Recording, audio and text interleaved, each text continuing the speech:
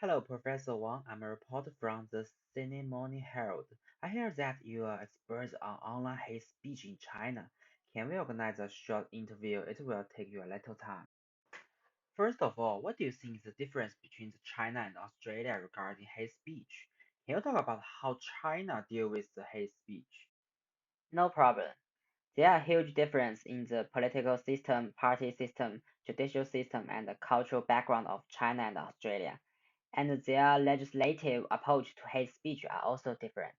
To balance the relationship between network security maintenance and the freedom of the expression protection. To sum up, mm, Australia's tolerance attitude is reasonable, and the government and social media themselves has been trying to analyze the relationship between the protection of freedom of speech and the regulation of the hate speech. China does not have the laws specifically regulating online hate speech, and its regulation is mainly distributed into criminal laws and administrative regulation and self-censorship of the social media platforms. Can you give some examples of how China used laws to restrict hate speech? China's internet industry have achieved amazing development in just over 20 years, and the governance culture with Chinese characters has also been formed in the network governance. A large amount of work related to the governance of hate speech has been carried out under the Chinese internet governance system, effectively maintaining the harmony between the cyberspace and society. For example, most countries in the world have organized and promotes the fight against terrorism and extremism. Racism and religion discrimination related speech and the reflection on the war and history are the main contents of the online hate speech. In 2000, China issued the admi- administrative measures of, for Internet Information Service, which is an important regulation on the Internet information content, which clearly shows the spread of the harm, violence, and terror.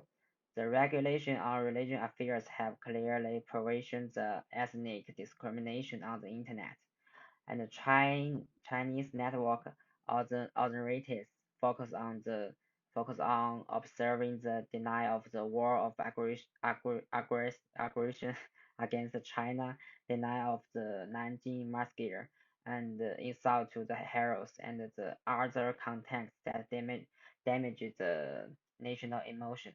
Moreover, insults against the special groups such as women, gender characteristics, and the disabled, the physical characteristics will lead to the delay of the cyber. So, what do you think is the most important point in controlling the hate speech? I believe that although the concept of online hate speech is rarely used in China's internet governance discourse system, China's crackdown on online hate speech has never been affected by this. Instead, it has formed a governance that suits the Chinese national conditions and is consistent with China history and culture.